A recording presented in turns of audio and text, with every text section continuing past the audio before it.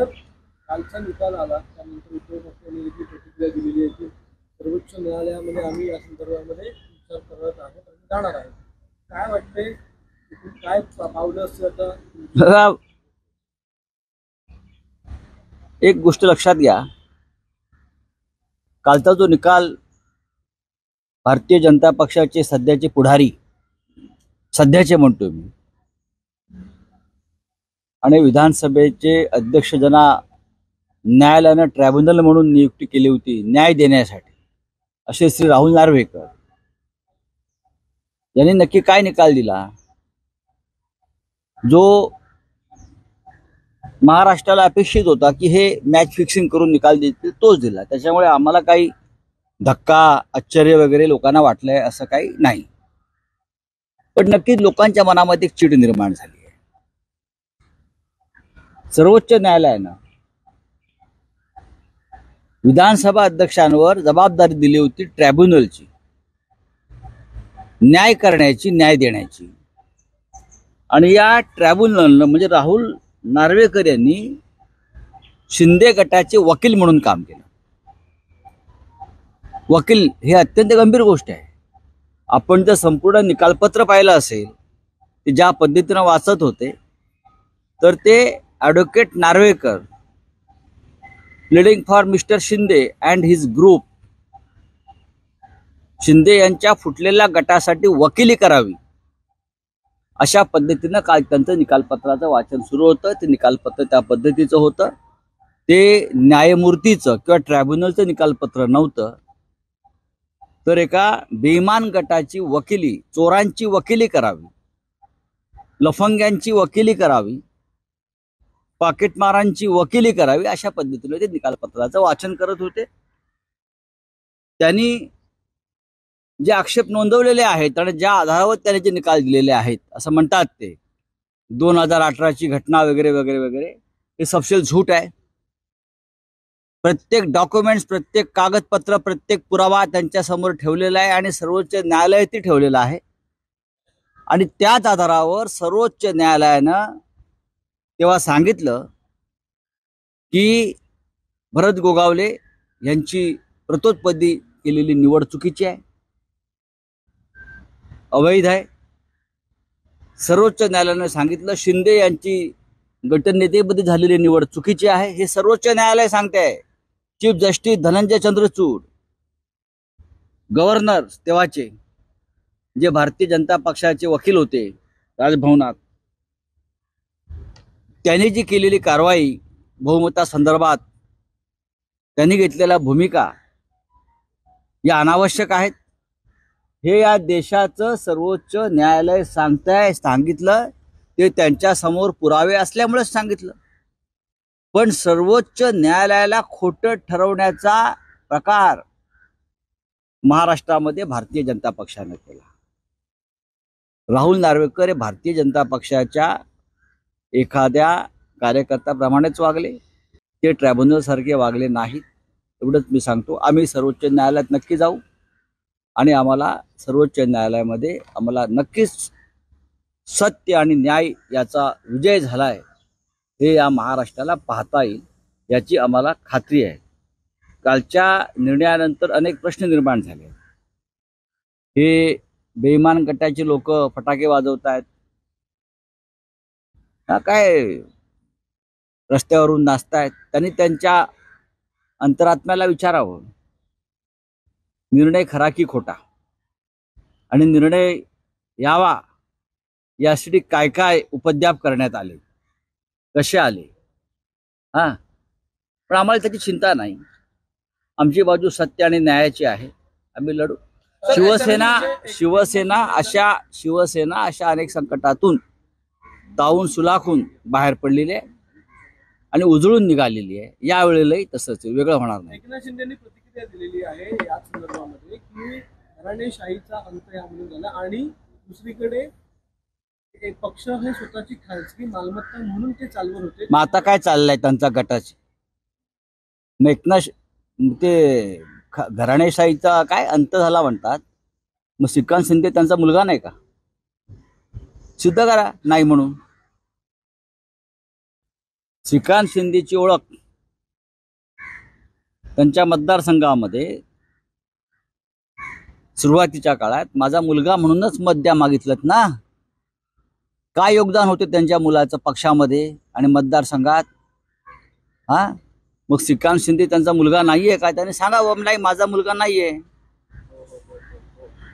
आणि भाजपमध्ये कोणाची मुलं काय आहेत, घराणेशाही, काही औरस असतील, काही अजून काय असतील, मला ते म्हणायचं नाही. पण श्रीकांत शिंदे हा तुमचा मुलगा नाही काय?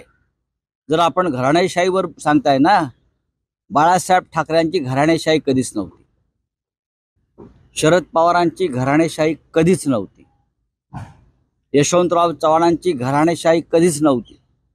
हा विचारांचा वारसा पुढे घेऊन जाणारं हे एक मार्ग असतो. त्या मार्गानं त्या घरातले, त्या पिढीतले लोक पुढे जातात. लोकांनी जर स्वीकारायचं असेल तर लोक स्वीकारतात, नाहीतर लोक दूर करतात. डॉक्टर बाबासाहेब आंबेडकरांची घराणेशाही आहे का? नाही. त्यांच्या विचाराचे लोक पुढे घेऊन त्यांच्या घरातले लोक चालले असतील, लोक स्वीकारतील. एकनाथ शिंदे हे भारतीय जनता पक्षाच्या हुकुमशाहीचे पुरस्कर्ते आहेत. एकनाथ शिंदे हे महाराष्ट्राच्या मुळावर आलेल्या, महाराष्ट्र लुटणाऱ्यांच्या, महाराष्ट्र कंगाल करणाऱ्यांच्या ज्या टोळ्या दिल्लीतून येत आहेत त्याचे पुरस्कर्ते आहेत. त्यांनी शिवसेनेवर न बोललेलं बरं. बाळासाहेब ठाकरे यांची शिवसेना दिल्लीच्या गुजराती लॉबीला इतिहास जमा करण्याची त्यांची योजना आहे, पण ते शक्य नाही. शिवसेनेला इतिहास जमा करणारे इतिहासात गाडले गेले. हा इतिहास आहे. ज्याप्रमाणे औरंगजेबाला गाडला या महाराष्ट्रानं, ज्याप्रमाणे इतर आक्रमकांना गाडलं या महाराष्ट्रानं, त्याचप्रमाणे या सगळ्यांची गत झाल्याशिवाय हा महाराष्ट्र स्वस्थ बसणार नाही.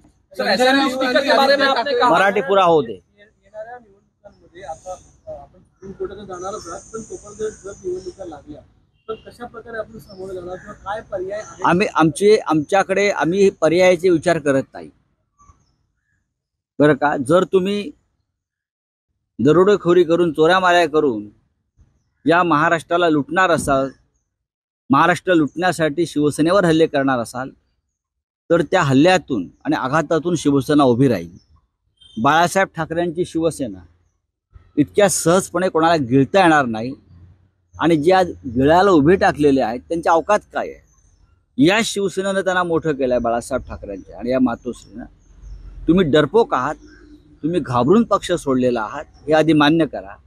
तुमच्यामध्ये हिंमत असती, तुम्ही मर्द असतात, तर ज्या पद्धतीनं महाराष्ट्राची लूट सुरू आहे त्या लुटीविरुद्ध एक शब्द आपण बोलू शकला नाही. नरेंद्र मोदीचा दौरा आहे उद्या महाराष्ट्रामध्ये, वेगवेगळ्या प्रकल्पांचं ते बरं. निवडणुका आहेत ना, निवडणुका आल्या. त्याचा अर्थ मला कळलं की ते काळाराम मंदिरात चाललेत काय? बरोबर ना? मी असं ऐकतोय की नरेंद्र मोदी काळाराम मंदिरात चाललेले आहेत. जिथे शिवसेना जाते तिकडे ते जात आहेत.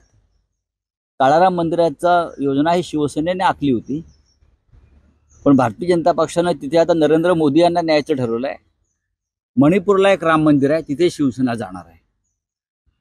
मणिपूरला एक राम मंदिर आहे, शिवसेना तिथेही जाऊन आरती करणार आहे. हिंमत असेल तर प्रधानमंत्र्यांनी मणिपूरच्या राम मंदिरात यावं. आजच्या सामन्यामध्ये चोर मंडळाचा उल्लेख केल्याप्रकरणी संजय राऊत आणि आदित्य ठाकरे यांच्यावर हक्कभंग प्रस्ताव हा विधानसभा गृहात मांडणार आहे असं भाजपकडनं म्हणतात. म्हणू द्या ना. चोरणा चोर नाही म्हणायचं तर काय म्हणायचं? हरिश्चंद्र म्हणायचं. हरिश्चंद्राला, हरामखोरांना हरिश्चंद्र म्हणण्याची पद्धत महाराष्ट्रात नाही. आम्ही हरिश्चंद्राचे भक्त आहोत, श्रीरामाचे भक्त आहोत. आम्ही सत्यवचनी आहोत, आम्ही सत्य मानणारे आहोत. आणि चोरांना चोर आणि ढोंगाला ढोंगी म्हणण्याची ताकद या महाराष्ट्रामध्ये आहे. भारतीय जनता पक्षानं स्वतःच्या गुलामीच्या बेड्या ज्या आहेत त्या तशाच ठेवाव्यात. महाराष्ट्राला स्वाभिमान शिकवू नये. निकाल येण्यापूर्वी तेजस ठाकरे असं म्हटलं होतं, निकाल काही येऊ दे, लढण्यासाठी आम्ही तयार आहे. आम्ही सदैव लढायला तयार आहोत. आम्ही सदैव लढायला तयार आहोत. मुकेश अंबानींचं एक महत्त्वाचं स्टेटमेंट आहे की रिलायन्स ही गुजराती कंपनी आहे आणि ती गुजरातचीच आहे, आम्ही देखील गुजरातीच आहोत आणि अभिमान आहे, असं त्यांचं मुंबईतून राहून. आम्हाला सुद्धा महाराष्ट्र आणि मराठी असल्याचा त्यापेक्षा जास्त अभिमान आहे. बाळासाहेब ठाकरेंनी आम्हाला तो अभिमान, तो स्वाभिमान आम्हाला आमच्या नसानसामध्ये भिनवलेला आहे. दिल्लीच्या गुजराती लॉबीनं किती प्रयत्न केला तरी हा स्वाभिमान वाकणार नाही आणि तुटणार नाही असा मराठी बाणा आहे. बाकी मला काय बोलायचं नाही. सर, असेंबली स्पीकर के बारे में जो आपने फैसला आया असेंबली स्पीकर की तरफ से, उसको लेकर जो है जश्न मनाया गया है. कल मुख्यमंत्री ने कहा कि जो परिवारवाद चलता चला आ रहा था उसका अब अंत हो गया. परिवार की बात अगर ये मिस्टर शिंदे न करे तो ठीक रहेगा. वो जो उनका जो सांसद बेटा है श्रीकांत शिंदे, वो उनका ही बेटा है ना. बात आप घराणेशाही की कर रहे हो, परिवारवाद की कर रहे हो. क्योंकि उनका बेटा नहीं है, उनका बेटा था इसलिए उनको उद्धव ठाकरे ने उम्मीदवार बनाया कि मेरे बेटे को उम्मीदवार बनाइए. वहाँ हमारे जिला प्रमुख थे लांडगे, उसको उम्मीदवारी दी थी. उसकी काट कर अपने बेटे के लिए उम्मीदवार वो बनाकर लेके गए. तो ये क्या परिवारवाद नहीं है? हाँ, आपका परिवार, हमारा परिवार क्या है? ये एक विचारधारा है महाराष्ट्र में. चाहे शरद पवार साहब हो, चाहे बाला साहेब ठाकरे हो, चाहे यशवंतराव चौहान, महात्मा फुले, ये विचारधारा को लेकर उनके घर के लोग आगे चले जाते हैं. छत्रपति शिवाजी महाराज, आप उनके जो वंशज है तो आप उनके सामने क्यों झुकते हो? ये क्या परिवारवाद है क्या? विचारधारा का ये एक प्रवाह होता है. उनको क्या मालूम है विचारधारा क्या है? इतने गुलाम है बीजेपी के. सर, आपने कहा कि असेंबली स्पीकर कल वकील की तरह काम कर रहे थे शिंदे गठ के लिए. Yes. जिस तरह से वो डिक्टेट कर रहे थे, क्या कहना चाहिए? मैं यही कहूँगा, क्या कहूँगा, सुप्रीम कोर्ट ने असेंबली स्पीकर के ऊपर एक जिम्मेदारी दी थी कि आप एज ए ट्राइब्यूनल काम करिए, न्याय देने का काम करिए. लेकिन असेंबली स्पीकर जो हमारे हैं, जो बीजेपी के नेता है, पहले शिवसेना में थे, फिर और राष्ट्रवादी कांग्रेस पार्टी में चले गए. बहुत से पार्टी वो घूमकर अब बीजेपी में.